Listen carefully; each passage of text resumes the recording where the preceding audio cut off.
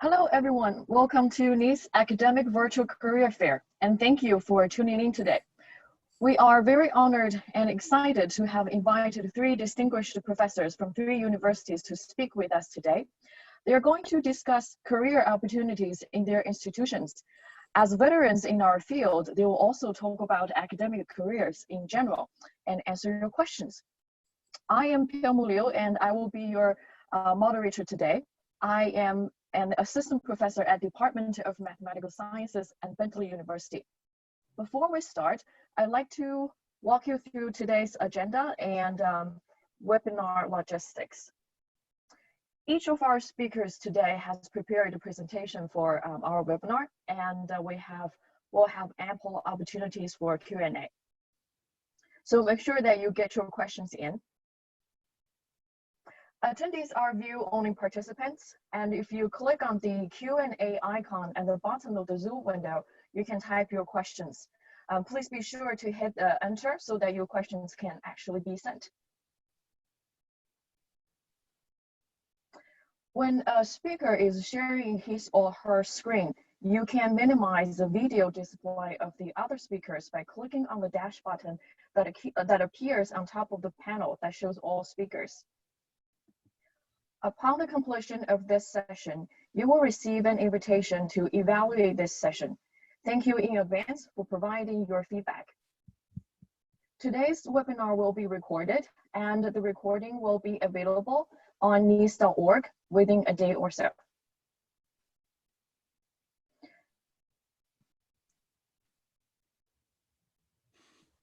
Our first speaker today is Professor Richard Duvall.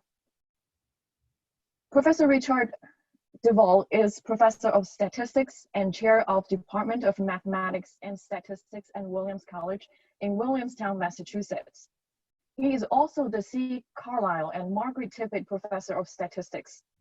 He is an applied statistician interested in data mining methodology and its application to problems in science and industry. He is also a statistics educator interested in understanding how statistical concepts are best communicated. Among his many professional accomplishments, he is the author of several introductory and business statistics textbooks. He was elected member of the International Statistical Institute in 2012 and was named the most stellar statistician of the year in 2008 by the Boston chapter of the American Statistical Association. In 1998, he was elected fellow of the American Statistical Association. Without further ado, Professor Richard Duvall. Thank you very much for that nice introduction. So let me go over here and share my slides. So, hi everybody. I'm just going to talk briefly about a little bit about what life is like for a statistician at a liberal arts college. So I've been teaching at Williams College since 1994. That's a while now. Before that, I taught at the University of Pennsylvania, the Wharton School, and at Princeton University in the engineering school. So I've been around the block and I know a little bit about the differences of all that, but everybody's going to give you their impressions of what life is like at different kinds of institutions. So let's start. Williams College. Wrong computer. Let's go over here. So here we are. This is what Williams College looks like. It's funny because we are, as it looks, in the middle of nowhere, which is a surprise to some of our international students who just seen pictures of Williams and they get here and they wonder where exactly they are. So we are in the northwest corner of Massachusetts. I'm showing you our four seasons.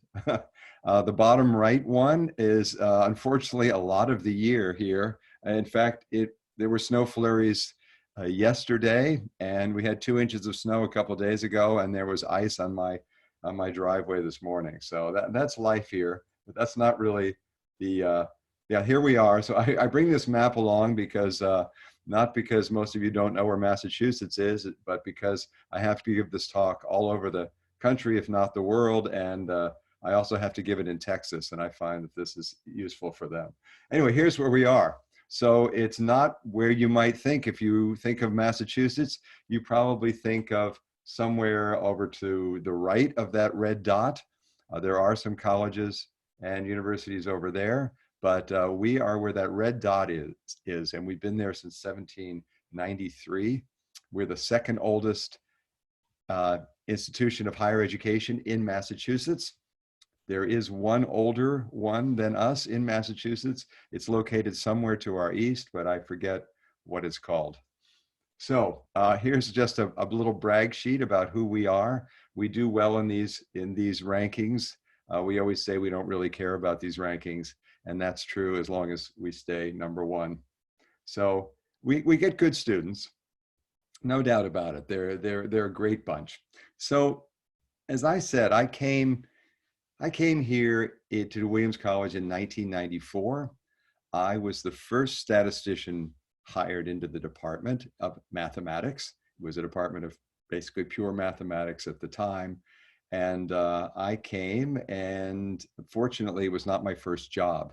I would probably, first thing I would say to you all is, that's a hard thing to do, to go into a department where you are the sole statistician.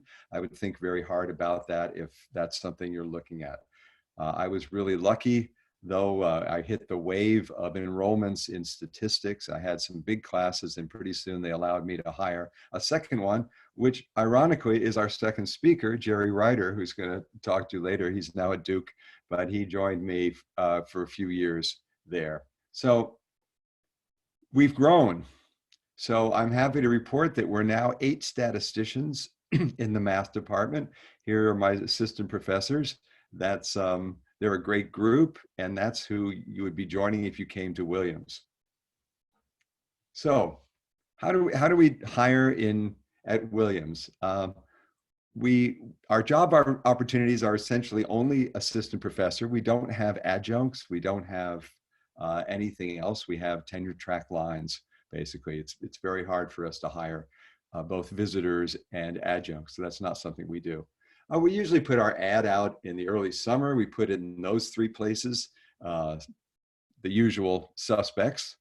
I try to put it out early enough so that an interested person can meet me at JSM. This is not an interview, but they just want to meet and talk about what life is like at Williams. Then the applicant, we do things, I think, a little earlier than, let's say, a research university, because there seems to be quite a competition among liberal arts schools for this. And I want to back off for a minute and talk about different kinds of liberal arts schools. So as you saw from the rankings, we're ranked very highly along with our rivals, Swarthmore and Amherst. And we're, I think, a kind of a peculiar liberal arts college in that we're really a hybrid between a research university and a traditional teaching college. We value both things. We say equally. Lots of places say we value teaching and research equally. We really do. Some people say we value teaching 51% and research 49%, and the rest is service, something like that. But it's quite a balance. So at a liberal arts college, you're expected to both have a research program and to be passionate about teaching. More about that later. Anyway, so we get our preparations. You should get your preparation done in late summer because our applications close relatively early. This is for most liberal arts colleges now. So early November, now more traditionally even October. Then what we do is we go through the files and we'll select a list of probably about 10 people that we'd like to talk to. We used to do it on the phone. Now we do it by Zoom, even before COVID. And then we'll select 3 or 4 candidates and they'll come out for a visit, which is, you know, the usual day or 2 visit to the campus. So in graduate school, I think one of the questions was, what should you do in graduate school to get ready? And I'd say, you know, find out about yourself, find out what you like to do among teaching, consulting, and research. That really will inform, I think, your path more than anything else.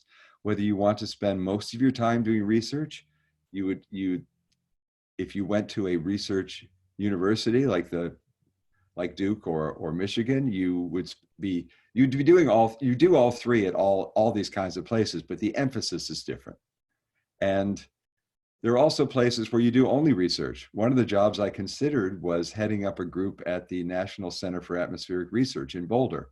There was essentially no teaching there. It was all consulting with other scientists and research. So every stat job that I've seen, it really has aspects of all three, but the emphasis is different among all those places. What should you do when you come for a visit? Now, this is great. I got my 6 assistant professors on a little Zoom meeting to talk about this in preparation, because it's been a long time since I've done an interview. But they said the main thing to know is to know who you're visiting. Do your research. Find out who these people are, what they're interested in, what the institution is like. Of course, you'll ask more questions when you get there. You can't know what it's about really before you get there, but it's good to be prepared. In fact, one of the greatest job talks I saw was somebody who showed their method and then applied it to data from Williams. I think it was data about citations, and they looked at all the faculty at Williams and drew a big social network between that. That's overboard, but that's great. It's good to tailor your visit and know really what's going on there. So what's the perfect candidate? I mentioned this briefly. We want somebody who really has these 2 qualities, that they're passionate about teaching. They love teaching. They can't wait to get into the classroom, and they're also dedicated to their research. So it used to be hard, say 25 years ago, when the internet was new and there was only 1 or 2 statisticians at a liberal arts college. You'd have to be creative about collaborating with other people. Now it's a piece of cake. I mean, we have the internet. I think even at big research universities, people don't collaborate just with the people in their department, but all over the country, if not the world. We're at a slight disadvantage, I'll say, about research in that we don't have any professional schools right on campus. We don't have a med school. We don't have an ag school. We don't have those other things. So you need to have your own program, but as I said, it's a lot easier than it used to be. And we really don't care what your area is at all. So I also got my young statisticians to help me develop this list of pros and cons of a liberal arts teaching. So what are some of the pros? We do have great students. They're fantastic. I'm teaching a senior seminar now in statistical learning, and I told them the other day that I felt like I was training colleagues. I mean, they're really dedicated, even in this time of craziness of online learning. They're doing projects and they really go to the mat. That's wonderful. Classes tend to be small. Our introductory courses are still big by our standards. They're 40 to 50 now, but my senior seminar has 22 in it, and a lot of my 300 and 400 level courses will have 15 to 20. There's a lot of flexibility in what you do. The department is great. We have 8 statisticians and I think around 13 applied mathematicians. We're in a great environment. There's hiking, there's all sorts of things. That's one of the, and that's typical of a liberal arts college. They tend to be in small places, in university towns. What are some of the cons? No graduate students. And that's a serious one about getting your research going. I mean, that's how a lot of people get a lot of papers out, is to have a big cadre of graduate students working with them, as you know, since you're graduate students. So we don't have that. And that also impacts grading. We have no graduate TAs. We do have undergraduate TAs that can help, and they're very good, but they can only grade 15% of the total grade. So we're doing a lot of grading. I put department size both as pros and cons. It's a reasonable size now. We have 8 statisticians, as I said. So, and the environment. So if you love small towns and being in a rural setting, it's great. If you don't, then you might consider going somewhere that's larger. Quickly, some tips for success. I would say, know yourself, know what you like to do, follow your passions, believe in yourself, get a lot of experience with all sorts of things. I mean, get experience working with others, get experience giving talks, practice doesn't hurt at all. I remember the first talk I gave to my fellow graduate students. I hope they've forgotten. It was painful for everybody. Nobody starts off being able to give a great talk from birth. It takes practice, but it's a really important thing before your first job talk. So get a lot of practice and have fun doing it. I think that's what I got. So I'm going to stop there. Thank you, Professor Duval. We have not had any questions yet, but I think I have a couple to get us started. Liberal colleges like Williams are known for their smaller class sizes and close faculty and student interactions. Does an elite college like Williams expect everyone to start out like a star, great in the classroom and also advising students? My question is, what are the efforts from the college to help young faculty develop? That's a great question. So let me get to the first part first. Do we expect everybody to start off being a star? No, we expect everybody to have the desire and the passion and to want to learn.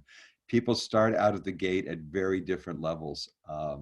We have people who have had experience teaching. We have people who've had teaching postdocs even and research postdocs. Everybody's got a different level. We actually, in our evaluation, so we have the typical evaluations at the end of the semester, but we do it a little differently. We have student course surveys, which are pretty typical. We take them quite seriously, but we also have class visits and we have student interviews. And all of those are important. And we really view them as much as mentoring guides as well as evaluative instruments. So we really believe in mentoring. And we have a program called First Three, which are lunches.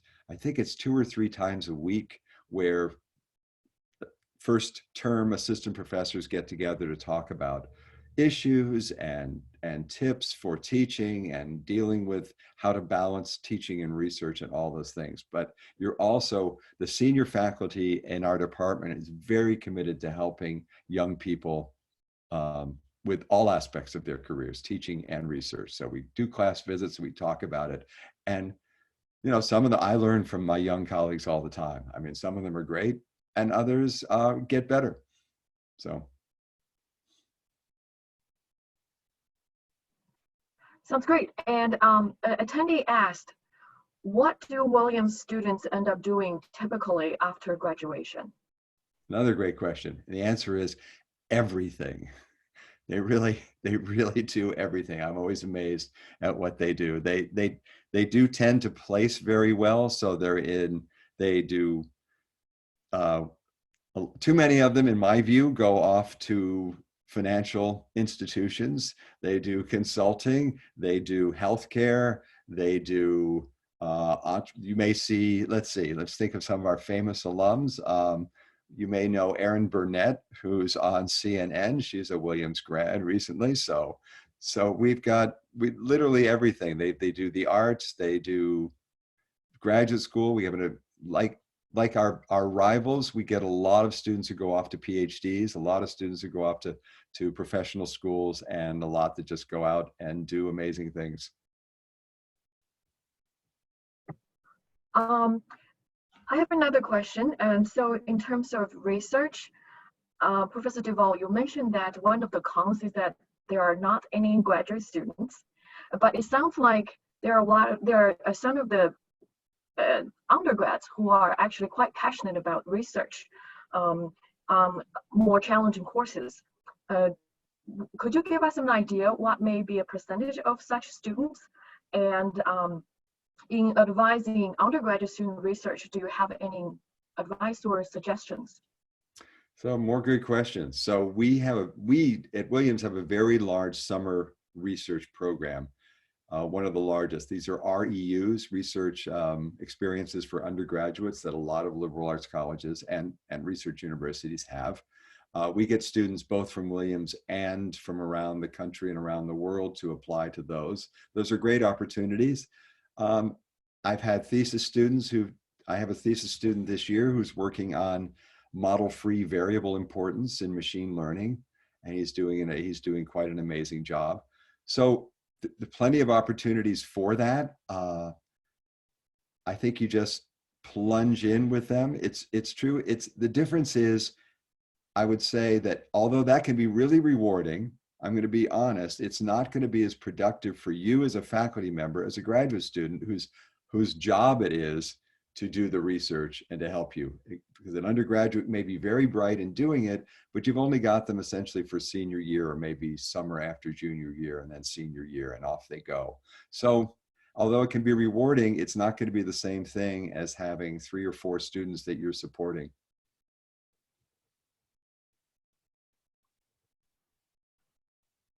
Thank you. I'm sure that you have more questions for Professor Duval, but let's move forward with our presentation. And you can type your questions, and we'll do our best to get your questions answered towards the end of our webinar. So our second speaker today is Professor Jerry Reiter.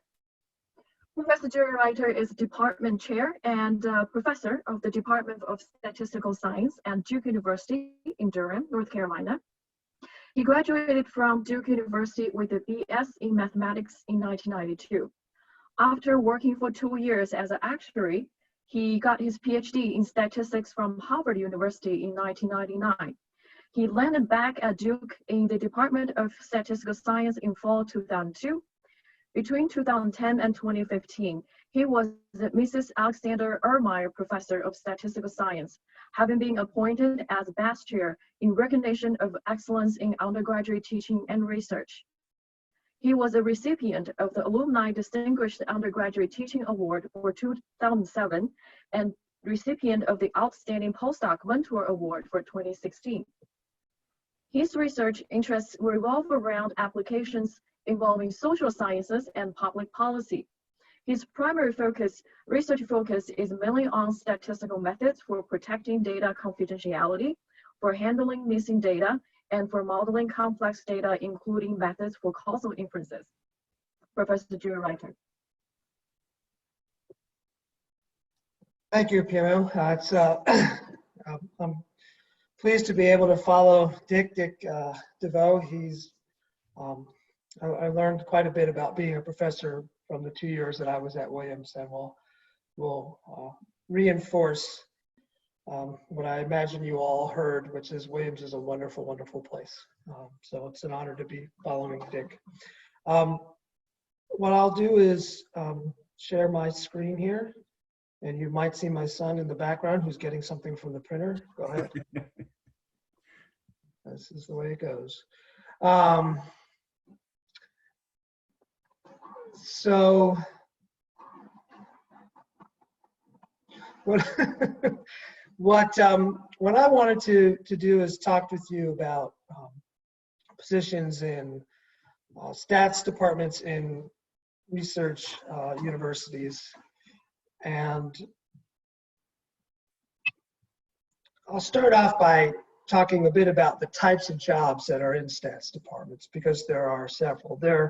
There are tenure track jobs, which typically involve teaching and research as responsibilities, and the emphasis on those varies by department, by university, but the typical priority is on research. And a place like Duke,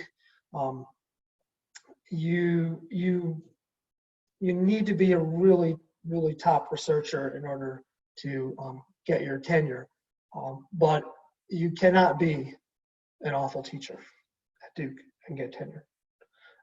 So they do both count, for sure. Other research universities, the emphasis is a little bit different, some more, some less, in terms of the ratio of teaching and research. There are teaching track type positions.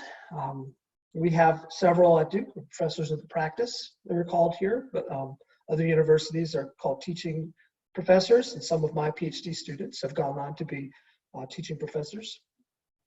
And there, the primary emphasis is teaching, and particularly undergraduate teaching. But as often, but not always, it depends on the university again, there is some additional scholarship required. That could be research. The top places like, oh, I shouldn't say the top places, but I think of my university as a top place, but of course I have a bias there. Places like Duke, our teaching professors, our professors of the practice, we expect them to be active in either research or heavily active in statistical education. We want our teaching professors, our professors of the practice, to have national reputations, just like our tenure track faculty. Other universities, the expectations for the teaching track professors, they may not be expected to do much other scholarship besides their teaching.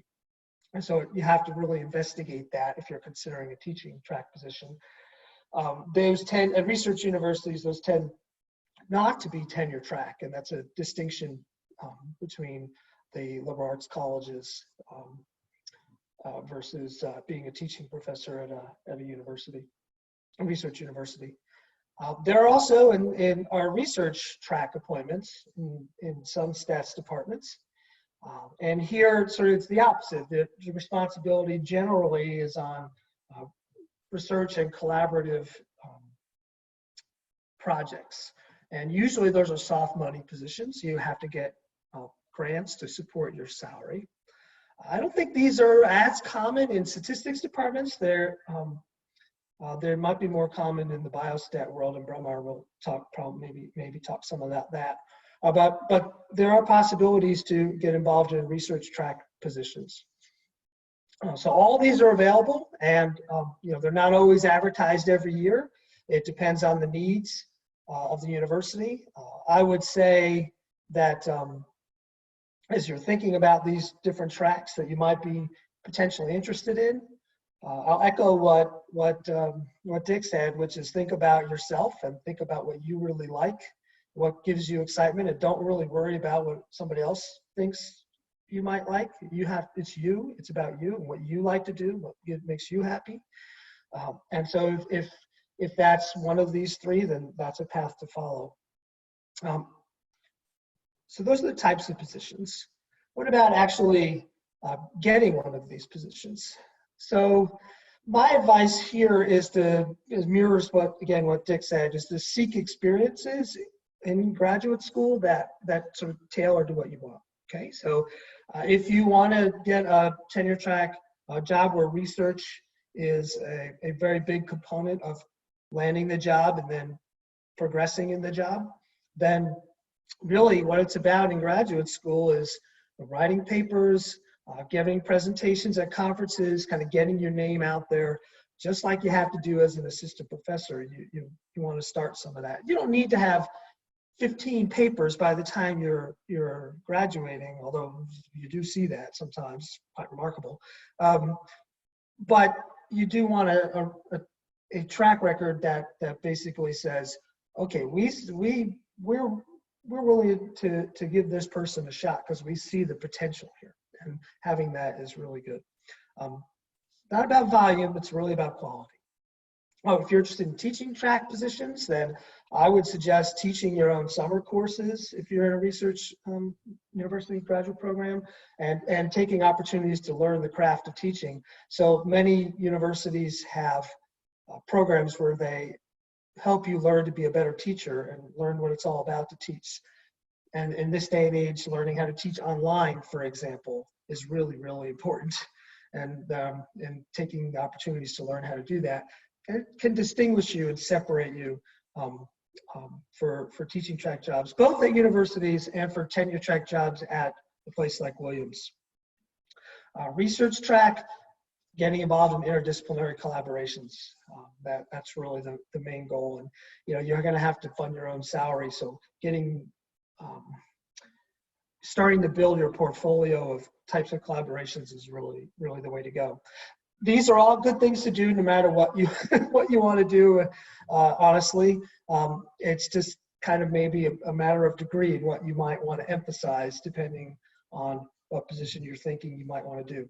I should say, by the way, that you don't necessarily pick your path for the rest of your life. Right? You can change paths. You might have to work hard at it. I can tell you about my changing path because I did start at Williams. but you might have to work hard at it, but you are not setting the rest of your life with your first job decision. Okay, so just keep that in mind. Postdocs are really helpful these days, especially for tenure track jobs. I think it used to be the case maybe 10 years ago and longer, you didn't need a postdoc. But nowadays, honestly, you could still get a really good tenure track job out of graduate school. You can, there's no question. But there's also a lot of people that are doing postdocs, and they get an extra 2-3 years in which they can finish off their dissertation work, turn the chapters into papers, start new work, learn different perspectives from a new mentor, and have another set of letter writers, basically. Because who writes your letters is a huge thing for getting jobs, right? You get a strong letter for someone who's very well respected and known. That means a ton. That means an absolute ton. So postdocs, I think, are really, really a good thing.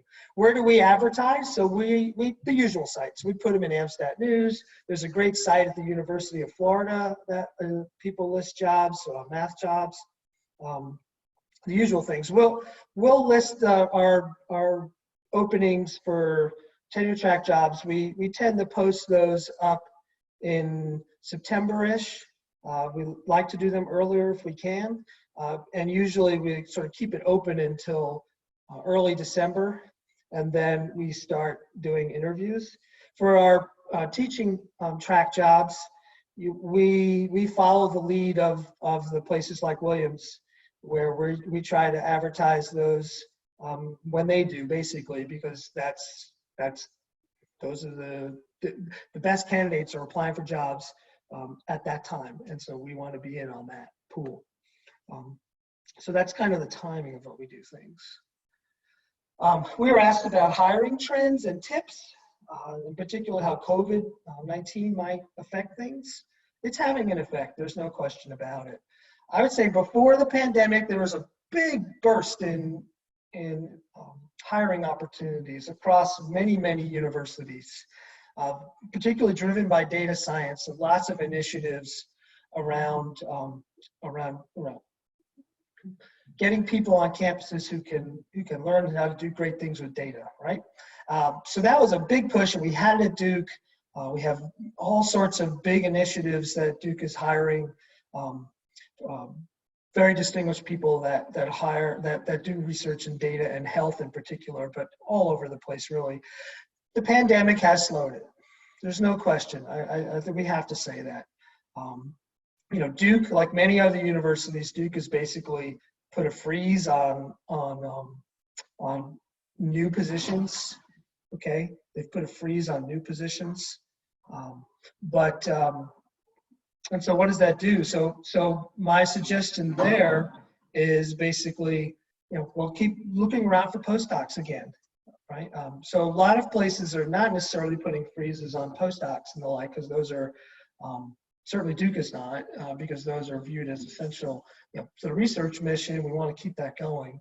So look around for those and basically make sure as you're in graduate school, take advantage of the opportunities there to work on more projects and diversify who you are to allow yourself more options. So some tips for applying for jobs and the like, and then I'll stop.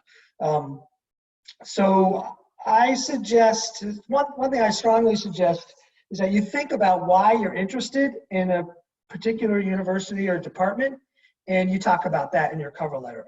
I mean, it could be a few sentences, but you really want to have a legit reason for that place.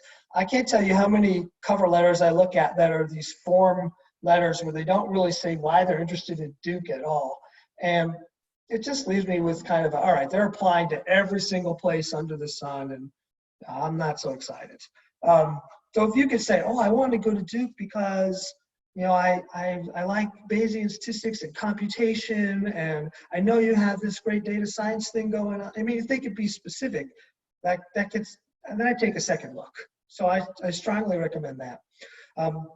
I would not pad your CVs. It's tempting to write in papers in preparation, and you have like 17 papers that you write down there that are, some of them probably are like ideas that you thought about and maybe wrote one page about, and it looks like padding, you know, and people, I don't know, it can turn people off. So if it's legit, if you've got something really going, then sure, by all means. If you've posted something on Archive, sure, by all means, which is a great idea, by the way. Post your papers on Archive, and then faculty at hiring institutions could look at what you've done and read it, because that's, you know, if they can read your work and are impressed by it, that's a huge plus. The research statement really matters a lot. Okay, don't blow it off. In fact, at Duke, we look very, very carefully at the research statements and try to think, where does this person want to go, right? Do they have a kind of a vision for what they're interested in doing? And if they do, and it's a compelling vision, then that's a huge leg up in the process of deciding who to bring to campus. Job talk matters a lot. The job talk matters a lot, as Dick also mentioned, for a couple reasons. One, it's an indicator of your potential ability in the classroom, and that really matters to Duke, and it matters to a lot of other places. And two, you'll be asked a lot of questions. Well, hopefully you will. You'll be asked a lot of probing questions, and people want to see if you've thought deeply about what you're doing, because that's a good sign. And how you can react to questions, and if you've covered the literature and looked around. And people want to hear about all these things, because then, you know, if the answers are positive on all of those, then they'll be impressed. Okay. And then the last thing I would say is, you know, really, so apply for the jobs you're interested in. And maybe in this pandemic time, maybe this is not, maybe that you can, I should relax this bullet, but I think apply for the jobs you're really interested in. I mean, some of my PhD students or postdocs, you know, they like said, oh, I'm going to apply to these 75 jobs. And I'm like, what do you know about that place? And they're like, I don't know. I just applied for it. Well, you know, I mean, if really apply for the jobs that you think could be interesting to you, and have an honest talk with your mentor, your advisor, about, you know, what's a good fit for you in terms of, you know, the expectations of the place and what they're looking for. Okay, I'll stop there. I know there was a question that popped up, so I'll stop there. Thank you, Ms. Ryder. I guess we're going to save these great questions after all presentations. Okay. And we're introducing our last speaker today, Professor Kumar Mukherjee. Professor Kumar Mukherjee is John D. Copperfleisch Collegiate Professor and Chair of Department of Biostatistics at University of Michigan. She is also Professor at Department of Epidemiology and Professor of Global Public Health at University of Michigan School of Public Health. She is also Research Professor and Core Faculty Member at Michigan Institute of Data Science, MIDAS, at University of Michigan. She serves as the Associate Director for Quantitative Data Sciences at University of Michigan Rogel Cancer Center.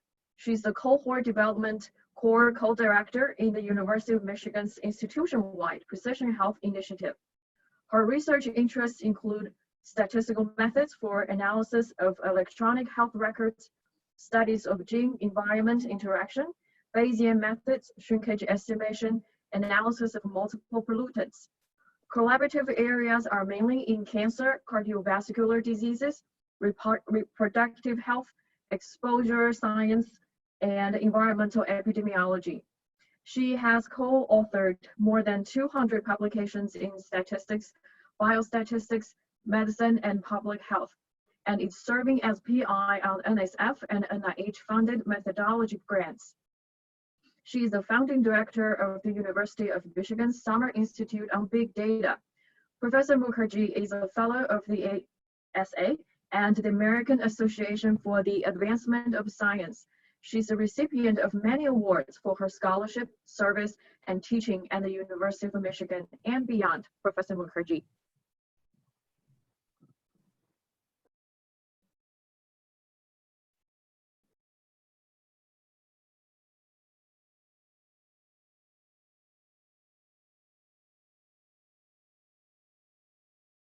Amo, can you hear me? Now we can. Okay. All right. Thank you. Thank you so much, Piamo, for the kind introduction. So it's a pleasure to talk to many people who are thinking about statistics, biostatistics, data science as a future vocation. I really appreciate this opportunity. So you're standing in a very strange moment. So let's see. So I'd like to take a minute to pause and reflect on what we have been through as a society for the last 2 months, and take a moment to thank the frontline health workers and the COVID-19 heroes all around the world, from Detroit, Michigan, to the slums of Dharavi in India. I can tell you that my personal research has really transformed over the last 2 months, getting interested in these problems and data. And that's what I see exciting about biostatistics, that really to get exposed and ride with policy and ride with real data in real time. So Ann Arbor, Michigan is a beautiful town, and University of Michigan is located here. This is one of my favorite streets to walk on, and you can see that there are two theaters, Michigan Theater and the State Theater, and all around the year it looks like this, bright and sunny. And the bell tower that you see, which is our signature tower of the university. And so this is our campus, and it's a beautiful campus, and this is March 17, 2019. And unfortunately, our campus is empty today. But yesterday, we are all missing the students, particularly at this time. Students are just the best part of University of Michigan. And particularly with the graduating time, we are missing them a lot. This is our university president. We are blessed with outstanding leadership. And this is yesterday in his Twitter feed, he said that he was feeling very lonely without the students and faculty and colleagues. And I think we all share that sentiment. So I really appreciate this virtual opportunity of coming together as a community. So this is our leadership structure, and the reason I'm showing you this because a biostatistics department, the position of a biostatistics department, whether it's in a school of public health and whether it's in a school of medicine, really changes some of its cultures and the kind of soft money versus hard money, but the research that you do is strongly influenced by which school you are looking in. So if you're thinking about a biostatistics job, please be mindful of which school the department is located in. It's in College of Medicine or School of Public Health. So we are in a School of Public Health, and we are very pleased and fortunate to have Dean Bowman, who is a biostatistician at the helm of the school and leading the school.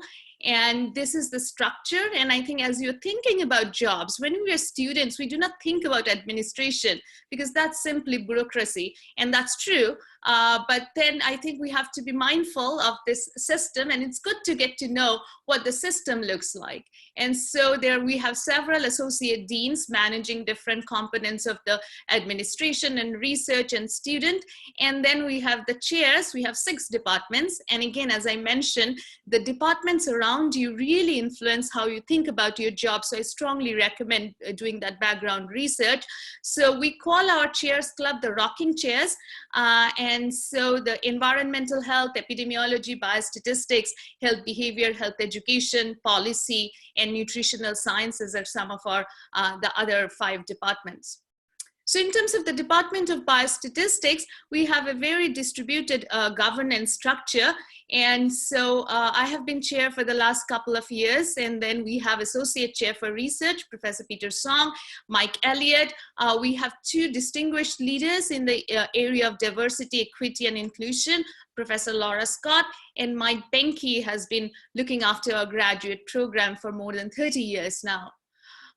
So as I mentioned, that as you go into a department, I think it's important to know its culture.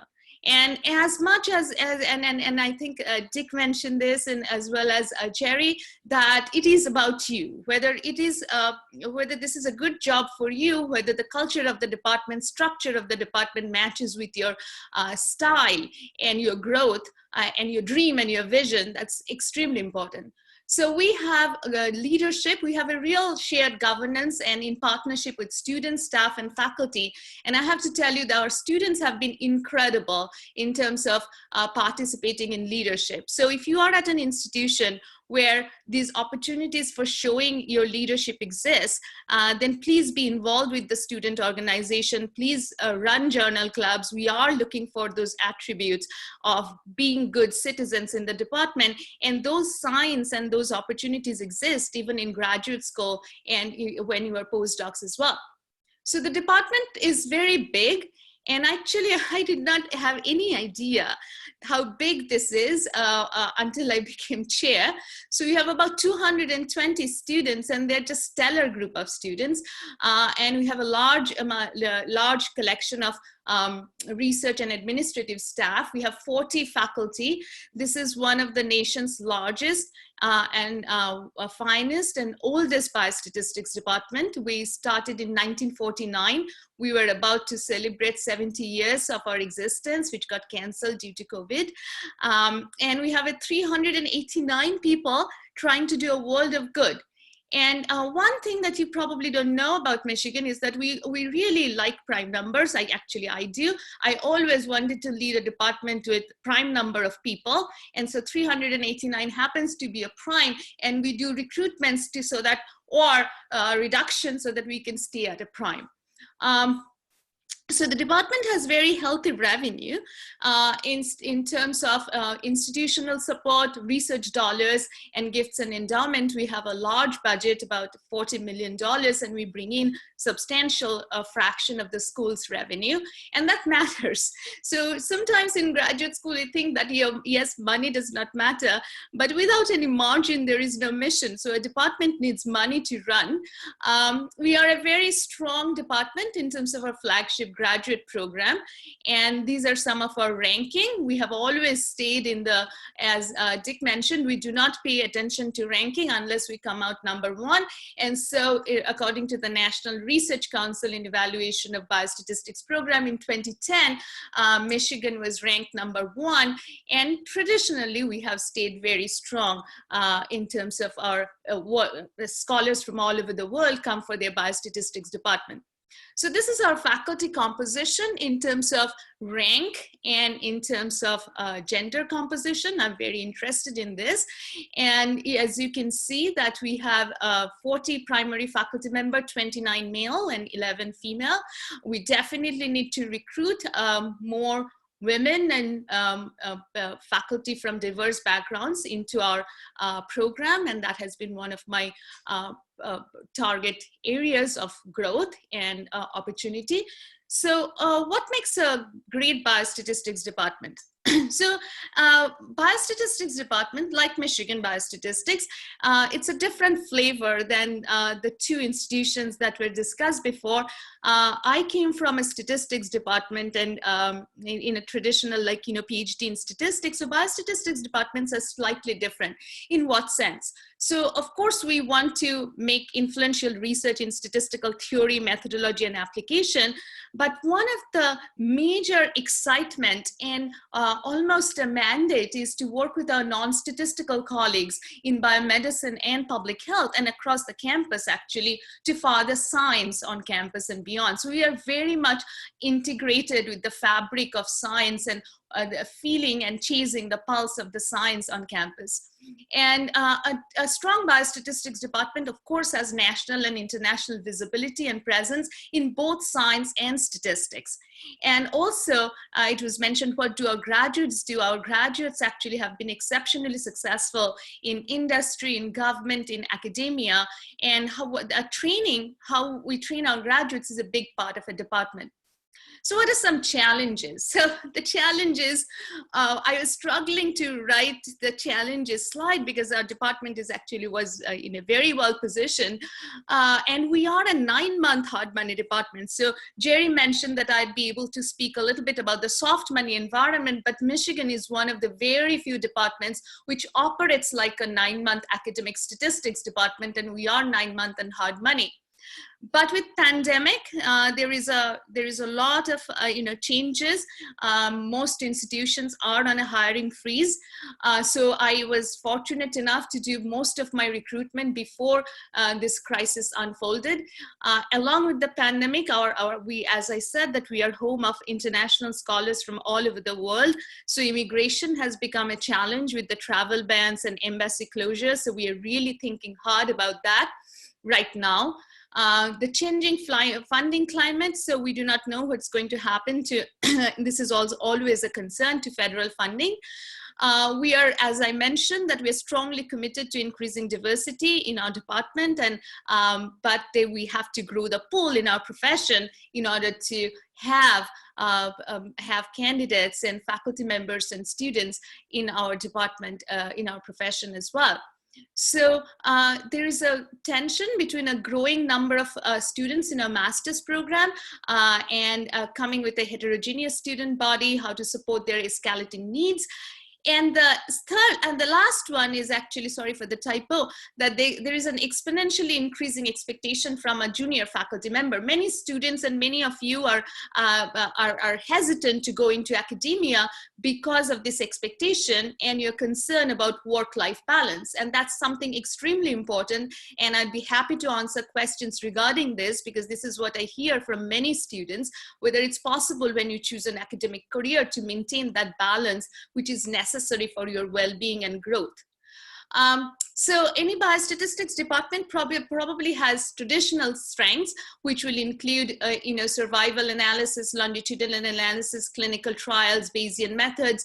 But then in recent times, with the tsunami of big data, data science, we have seen some new areas of importance emerging, including genetics, genomics, and imaging that were there, but also electronic health records, causal inference, high dimensional inference, machine learning, mobile health, health disparity. And then our students are looking for something bigger.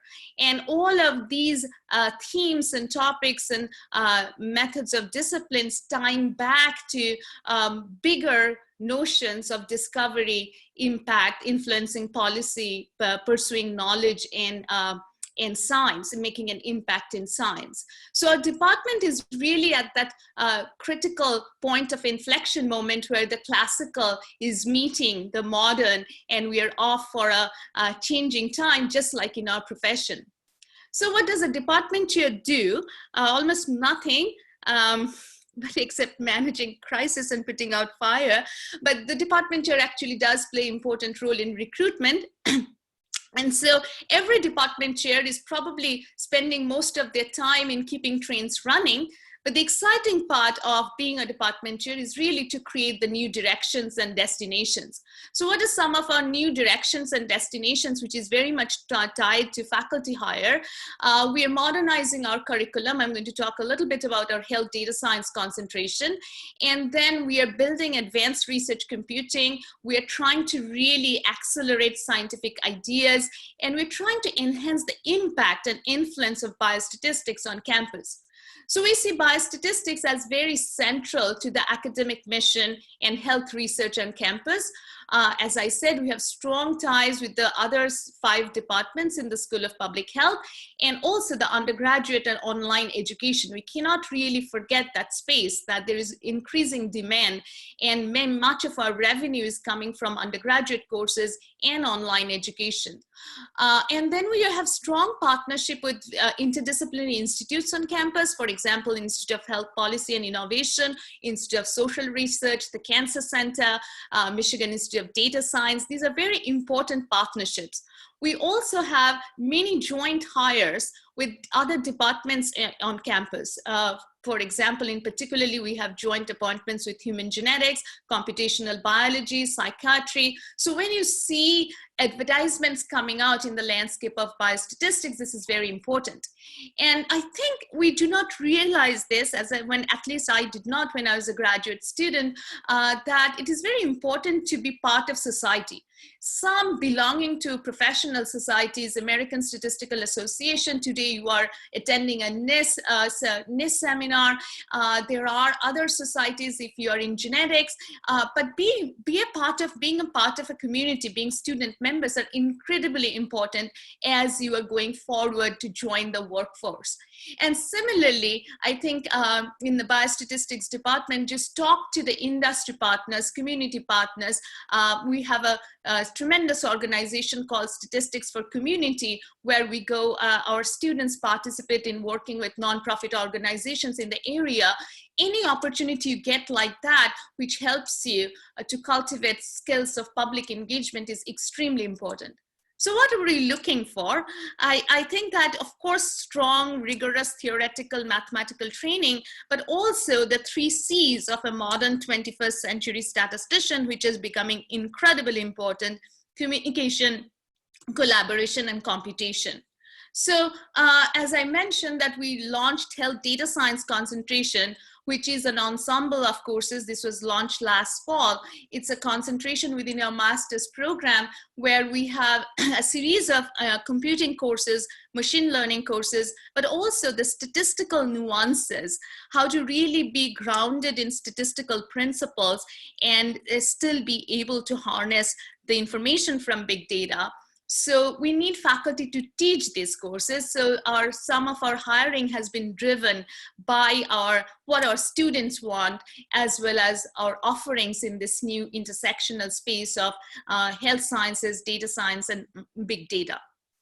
So these are our junior faculty. I'm extremely proud of them. They're just like such a fun part. I have to say that junior faculty makes the job of a chair so much rewarding, and they're just full of ideas and excitement. As you see, that the diversity is very, very important, and we really, as a profession, need to work on this. When you apply for jobs, more and more departments are are advertising earlier in the fall. So I think it's good to have your material prepared quite early. And if you submit your application earlier on, your chances of getting invited is actually slightly higher, because we are trying to fill the slots and start an early review. As Jerry mentioned, generic cover letters are not a good idea if you are really thinking about Michigan and biostatistics, and if you're saying that, sometimes cover letters say, I'm applying to your Department of Statistics, that's a red light. And then CV, please do pay attention to CV statement. Letters were mentioned, incredibly important. But these days, what is also very important is that software, GitHub site, your professional website, your Twitter feed, be mindful that somebody may want to look at that. And then Skype interview, what we do, typically it's becoming more and more common to do a Skype interview for a subset of applicants. And as I mentioned, submitting applications early is very, very useful. 20 to 30% of our Skype interviews are invited for an on-campus visit, and mostly it's winter, but sometimes it's happening in November, December these days.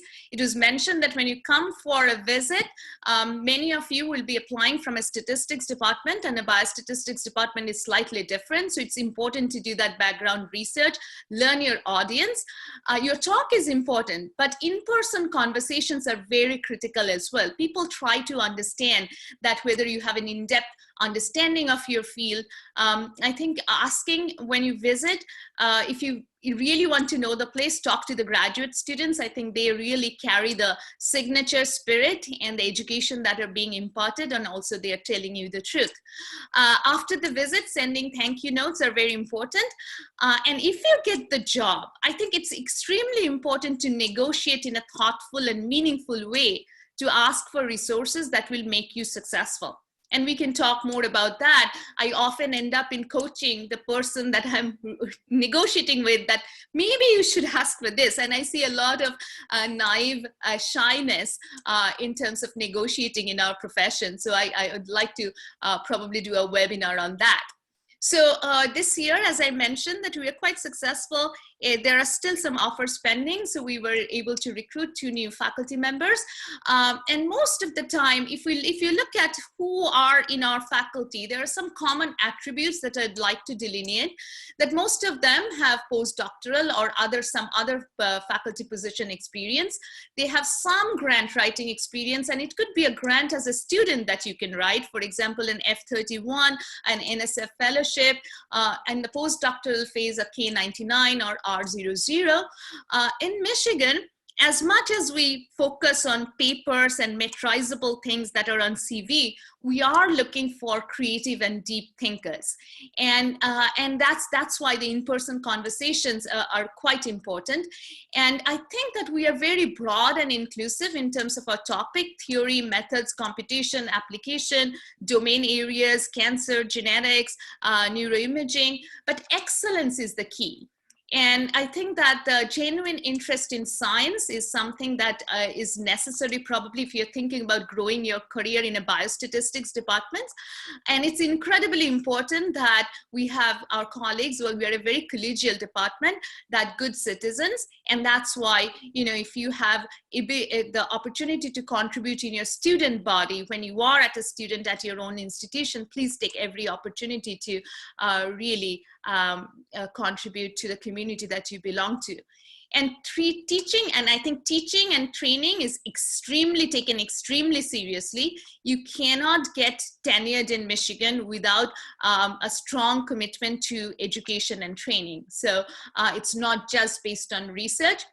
We have a very robust mentoring structure for our junior faculty. Once we hire them, we are really, really invested in making sure that they are successful.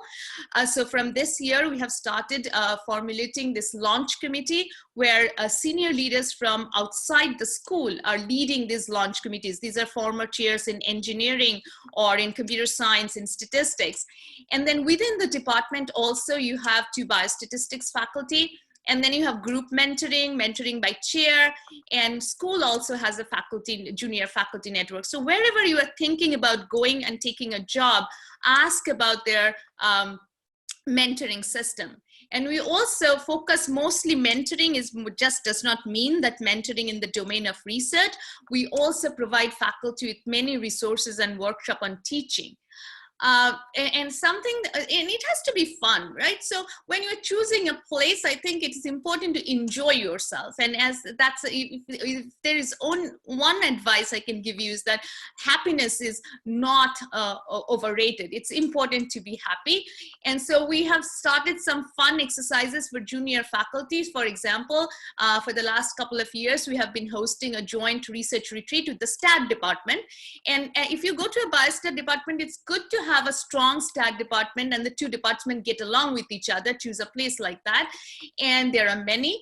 And so this was like Shark Tank. So this retreat was done in the spirit of the popular TV show Shark Tank, where junior faculty pitched their ideas, and you can see the sharks on the left-hand corner, and senior faculty really gave them a hard time. John Story was our external guest, and we just tore them apart, but then we gave them checks to accelerate their research. So these are some fun things that we are doing.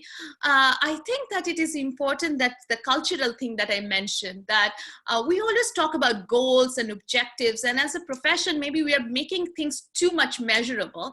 So we basically focus on some values instead of goals and objectives, and these are some of the values that we strongly believe in as a department, in committing to greater good, self-determination, well-being, collaboration, bold exploration of ideas. That's why we are here, because of that excitement. So we never should forget that.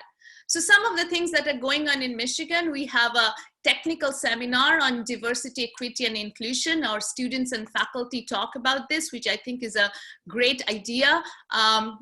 we have our summer program, and students teach in the summer program. We do not have as much teaching opportunity in the department for our graduate students.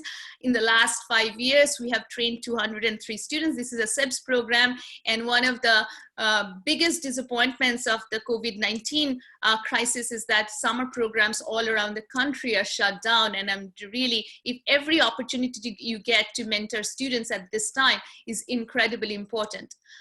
So we have fun things. We have journey lectures. If you actually want to see baby pictures of famous statisticians like Professor Rod Little, then you have to come to Michigan.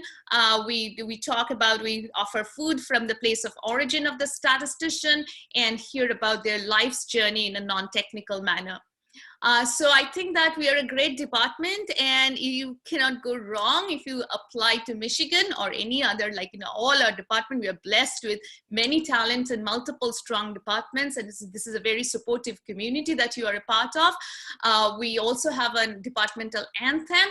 We are and written by Rod Little. We are Biostat. Michigan is where we are at. So with that, I think I'll just conclude with the general thought that, if you're thinking about looking for a job next year and people are talking about this hiring freeze, how bleak is going to be, the economy is going to be shut down, there will be challenges with immigration. If you reflect on history, if you reflect on the history of humanity, I would like to quote Rilke's poem that let everything happen to you, the beauty and the terror, just keep going. No feeling is final. When we are at the pinnacle of our happiness, we know that sadness is around the corner. And though we are going through very difficult times, it is going to be over. We are all going to be hiring. You are all going to look for jobs and going to be very, very successful. So thank you for your attention. Thank you, Professor Mukherjee, and what a great point from Rilke. And many thanks to our presenters today. So we'll open up the floor for questions. One attendee asks, our biostatistics department only have graduate students, and we students have limited teaching opportunities. How can one demonstrate their teaching experience and passion in this situation? I guess this question is general to all of our speakers. I can start. I mean, yes, it's true there are limited teaching experiences, opportunities. But many places do have, again, these sorts of training programs where you can learn how to be a better teacher. And I think part of it is, well, the main part is actually learning how to be a better teacher. That's the goal. But also, with respect to, thinking about how you might present yourself as someone who cares about teaching, that's a sign, right? I mean, those of us who are hiring, it's really hard to know how good a teacher someone is. We can take our best guesses, but if we have two folks and one of them has been active in trying to become a better teacher and learn about the craft, and one of them is not, then we're probably going to think the first one is, that they're someone who we think will be our just best guess might be a better teacher before seeing who them come to the interview. So I guess that's a long answer for there may be other opportunities if you can't teach your own class or you can't be a teaching assistant. There may be other opportunities to gain some skills at teaching. I'd also like to add that I think people confuse presentation with teaching. It's an important part of it, but it's not it. And I think a lot of people see somebody who gives a great TED Talk like thing once, and they think, oh, they're going to be a great teacher. No, they may be a great presenter, but teaching is a whole different thing that I had to learn going from Princeton, where I taught, to Williams, where I actually learned to teach. It's something that takes a long time, and it's got nothing to do with your style, with all of that. And to underscore Jerry's point, being a TA is fine experience, and we'll take your desire to learn about it and your presentation skills. And then we have to assess whether, like Brummer says about research, we have to assess whether there's potential for that. We don't expect anybody to come in with 6 years of teaching experience and 20 papers in the annals as they're applying. That, that doesn't happen, at least not at Williams. No, I think in biostatistics department, this is much more of an issue, or quite real issue, because most of our students are funded as GSRA and we do not have GSI slots. So coming from a stat department, of course, my natural funding avenue was teaching, but that's not true in a biostatistics department. And the way that I recommend is that the summer programs are a great opportunity to mentor undergraduates and teach undergraduates. So many of our students are involved in that. If you are interested in helping with a short course or a workshop at a conference with your advisor and mentor, that could actually give you some teaching experiences, and also the effort that you are willing to sharpen your skills. For that, the university and many places have teaching workshop and resources. So cite that in your CV that you actually attended workshops and you practiced and you're working on your teaching skills to show your commitment. Thank you all. Another question. Do research interests matter a lot when it comes to career potential? Shall we go for more or less popular topics and subfields?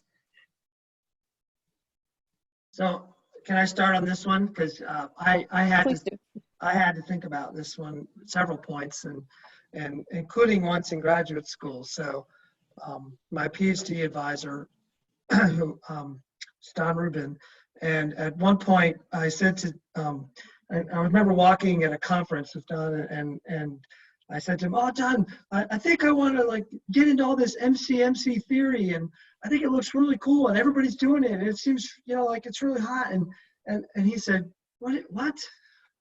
That's not your strength.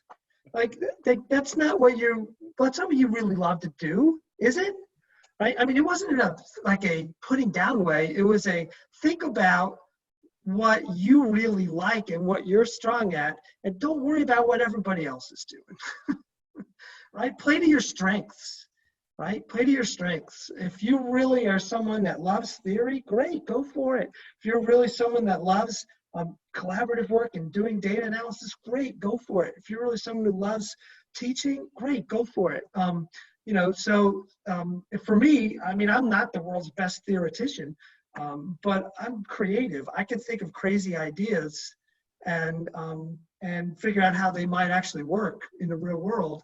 And that's what I do, right? And so that's what students I work with do. So I don't know, that's my personal opinion, is that the exact field you're working in is not as crucial as really enjoying it and being deep in it, as Brumar said, going deep and creative into the field, kind of wherever it is, rather than the hot field. I think that's the way to go. And in the end, to pick up another thing that I think both Brumar and Dick said, in the end, it's really about, what do you like to do, right? What makes you happy? And that's including your research. And honestly, and even this is when you're an assistant professor, and I tell this to my assistant professors.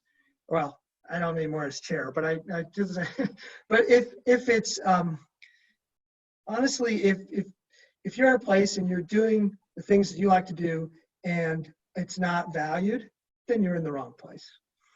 Go somewhere else, because do the things that you love to do, and that's what will make you happy, and that's what will follow. And again, if they don't appreciate it,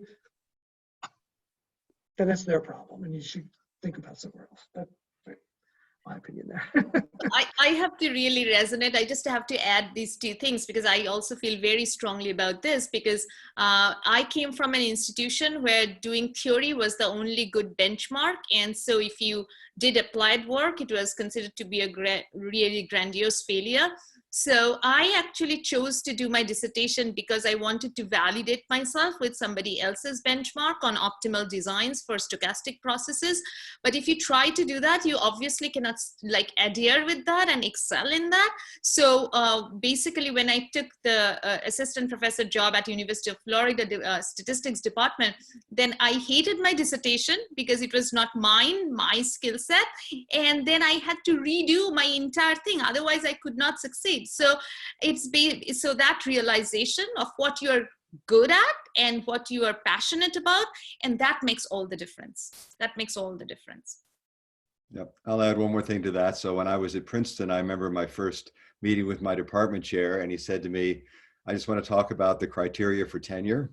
And I said, fine. He said, it's 100% research. Do you have any questions? And I said, no, but I sort of saw the handwriting on the wall right then. And I think it might be useful to talk about teaching loads just for a second, to talk about how our three institutions, how you'll be spending your time. So I'm at what I said was a hybrid place. Unlike many teaching liberal arts colleges, we teach only 2 courses a semester because you're expected to be doing a research program. And Jerry, what's your teaching load? 3 a year?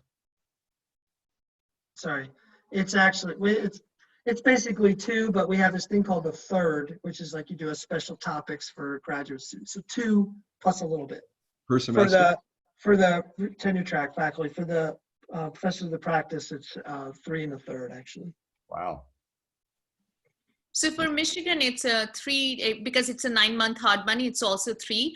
But most junior faculty actually teach 1 in the first year and then get back to 2 in the second year. And then their expected teaching load is 3, but pretty much everyone buys out of 1. So I'd say 1 in the first year and 2 for the remaining years. Okay. I guess, go ahead. Yeah, I guess the core message here is that we really have to spend time to understand ourselves. Yeah, so the next question is Dr. Mukherjee, but I think it's also a question to the rest of the panel. What would be some of your advice to maintain a healthy work and life balance while in a tenure track faculty position? I'm going to hear from others first. So I think this is very, very important. And that's why I mentioned the culture of the department and how you set the tone. I think leaders and seniors have a lot of role to play in this. In our department, I would say that we have a very dynamic group of junior faculty. And I always say that you cannot really think about life as in one dimensional, because life as we see probably this time is giving us a sense of what matters the most, and have a holistic view of life so that you can be happy, and that incorporates your well-being and your productivity. I think this obsession on quantity is really harming our field, that you have to produce so much in so time, because everything is not memorizable. If you are happy pursuing 1 or 2 very deep ideas, I think that's what you should do. And I think you're having a view of life. For example, exercise. I learned actually even after becoming chair how important it is to exercise regularly and eat regularly, and not really go continuously throughout the day with a cup of coffee. I used to do that. And so it's really important, because all these things come back to you, and your health is incredibly important. Other things and well-being is extremely important. So I think go to a place which values these things. And also even if the culture of the place is like that, because we are sort of really become competitive with what other people are doing. But my advice is that at the end of the day, you look at yourself with a toothbrush in your hand. I hope you do brush your teeth at night, but you look at yourself in the mirror, and that's only you that you are answerable to. And you are your own benchmark. I think having that courage, I think, is extremely important. And don't forget, if you fail at being an assistant professor, you might have to work at a place like Google, where your salary will only go up 3 times. So So, you know, that's also another important point, because if this does not work out, there are always other jobs. But once your health gets compromised, or your happiness or your mental well-being, there is no substitution. So somebody told me that, you know, if you actually leave this job, then within 1 month, your name will be replaced on your door by another nameplate. But your family, it's not true. So it's not a nameplate. So those value system is very important to adhere to and keep in mind. Yeah, I mean, I agree with all of that. And I always tell all of my students and postdocs and junior faculty that, yeah, that's family and health comes number one always, and everything else is after that. There are some small things that I found when I was an assistant professor, just to put a little practicality on it, which were just, and they might be idiosyncratic to me. But there were things like trying to figure out what projects were ones that I should take on and what ones that maybe I shouldn't. And I often turn to my senior colleagues for help with that. And so I would definitely recommend that, ask them. You know, there are some projects that I wasn't sure, you know, this project, I don't know, will it be interesting? It might take a lot of time. And, you know, do you think if I get paper out of this and you know, so I don't know, I'm not sure, or this consulting project, should I take it on? Will that be rewarded? And so anyway, getting advice about these things, they won't necessarily tell you what you have to do or not to do, but just getting input to help you make a decision, because you're going to be asked to do a ton as an assistant professor. I remember at one point I was giving the advice, just don't say no. And I think that's a terrible advice now, because there are some things that are just, you know, you don't know it, but your senior colleagues might tell you will be huge time investments potentially without a lot of payoff. So getting advice on that is one. Two, I think there are kind of inefficiencies in one's day. And so what you want to do is try to minimize those. So for example, what I do is I block off all of Friday for my personal research. And because what I find is during and you have 3 chairs, so I'm sure we all have similar problems. What I find is that, you know, I teach class, and then there's like another meeting at 45 minutes later, and then there's these little 20 to 30 minute gaps that just kind of happen all over my schedule, and it's hard to do research in 20 to 30 minutes. You need like blocks. Right? And so setting up your schedule, or you could clear like big blocks of time so you could focus on whatever it is you want to focus on, but you can focus on that to try to organize your schedule that way. So be efficient that way. That can help, because, you know, if you don't waste 30 minutes, you know, not waste, but, you know, if you can be optimal with the 30-minute blocks during the day, that means when you come home, you can use them for other things, right? And then the last thing I would say on that efficiency score, and one of the things that I found, and I still do, frankly, is that there are some activities, there are parts of my job that I could do pretty well while doing something else. And so, speaking of the exercise, you know, if I'll get on the stationary bike or the elliptical or something like that, and I'll be able to like read a paper or something that I have to review that I can at least get an initial glance on, or read a document that's been sent to me by a student or something like that. Something that I can kind of do and still make progress on while also exercising at the same time. So there are small efficiencies that you could build into your day without being super programmed, that can help make sure you have free up time to do all the other things in life. So I'm actually going to have to go because I have to run another meeting in about 3 minutes. But I just want to say one of the few real benefits of this whole Zoom culture that we're in now is that I attended our faculty meeting the other day while on a stationary bike, so somebody could see me. And I said, my provost is an incredible cyclist, and I told him later, and he was just so jealous. He said, "That's the best use of time I've ever heard anybody talk about." So I'm going to leave on that note, but thank you all. It's been Thank you. great. Thank you so much, Professor Okay. Duval. Thank you. Bye-bye. Bye. So we don't have a lot of time, so I'm going to group two questions together. So one of them is, how likely is it to get a tenure track position after getting a position at a major companies such as Google or Amazon as research scientist? This may be a sort of transitioning back to academia question. And so kind of related question with this one is, can you advise, this was originally directed to Professor Mukherjee, but I think Professor Reiter will also have a good perspective on this. Can you please advise if it's possible to collaborate with the academic person while working in the industry? And how is that possible? If so. So there are two questions. Is it possible to transition back? How likely is it to transition back?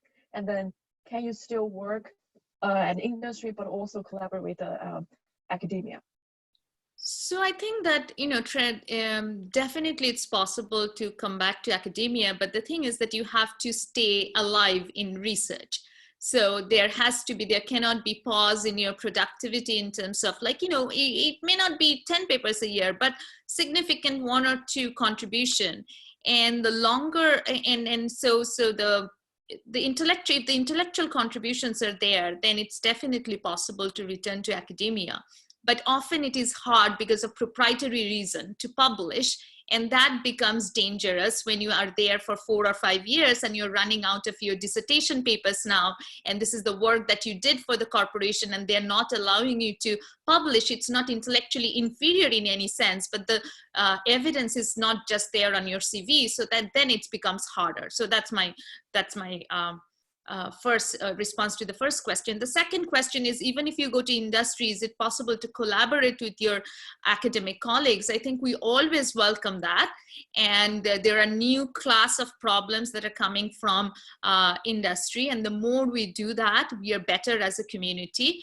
And you have to be proactive. And, for example, in Michigan, we have small grants programs with Eli Lilly researchers. So that Michigan researchers and Eli Lilly researchers partner on working on research projects together. So to set up something, we are having projects and set up projects with Flatiron, with electronic health records. So I think these types of established partnerships are very useful. And if you go to a company which has relationship with the nearby university, to be a part of the team which visits, which communicates with the faculty in the group, and then there is an exchange. So be part of that initiative.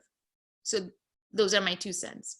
Yeah, I agree, not surprisingly. And one nuance that I might also add is that returning to academia, that can mean many things. And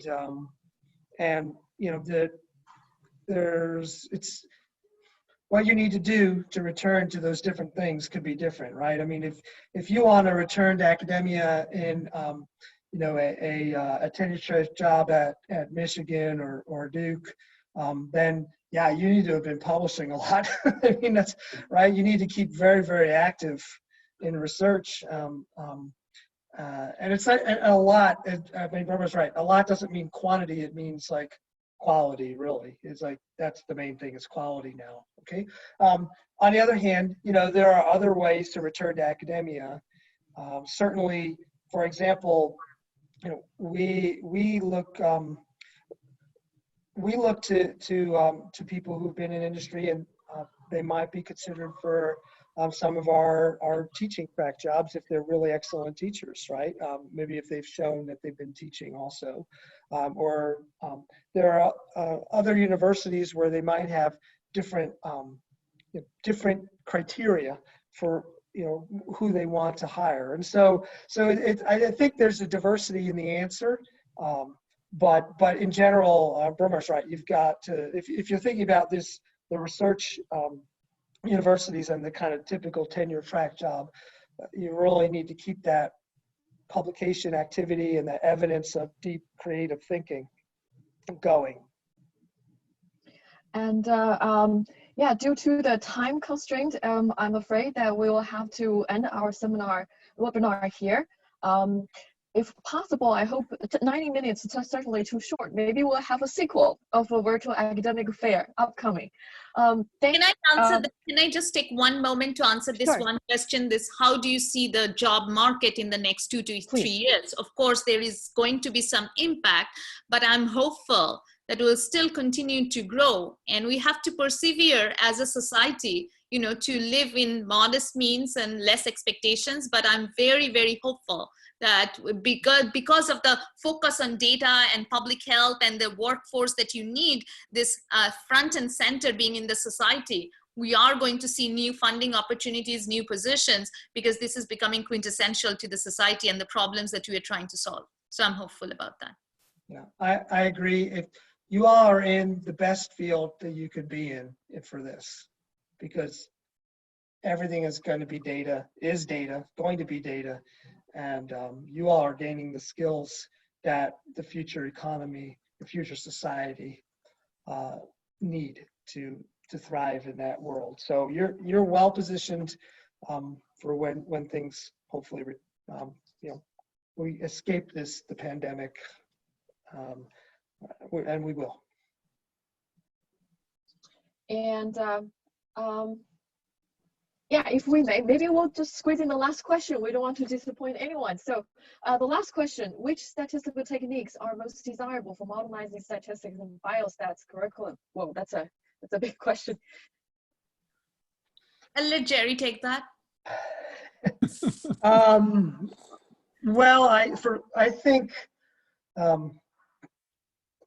think you know, we're definitely seeing some changes. For example, our introductory stats program, our course at the undergrad level, you know, we've seen a gradual shift away from the kind of classic Stat 101, Friedman-Pisani-Perves type course, and more students are choosing to take our Introduction to Data Science course, which is much more about working with data and using R and things like that. And so that's just one example where kind of the students are recognizing that they need more skills at working directly with data and working you know, with even more with computing than they have in the past. So I think you'll see a lot of kind of modernization of curricula kind of organized around that. The other, and that's happening, I mean, that's a Brummer's Institute is doing that. That's happening everywhere. The other thing that I think we'll see a lot is more sort of authentic experiences.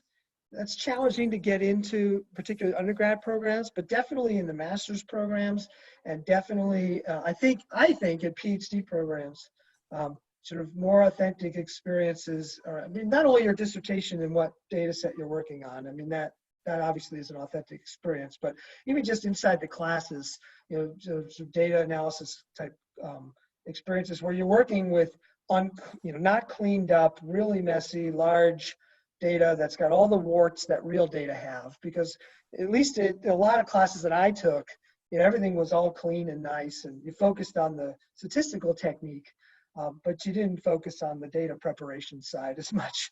And I think you'll see more of that. At least I would like to see more of that coming in, and that is a push. There's pushback on that because we're so used to the theory and the math, and not as much about the computer science aspects of dealing with the data.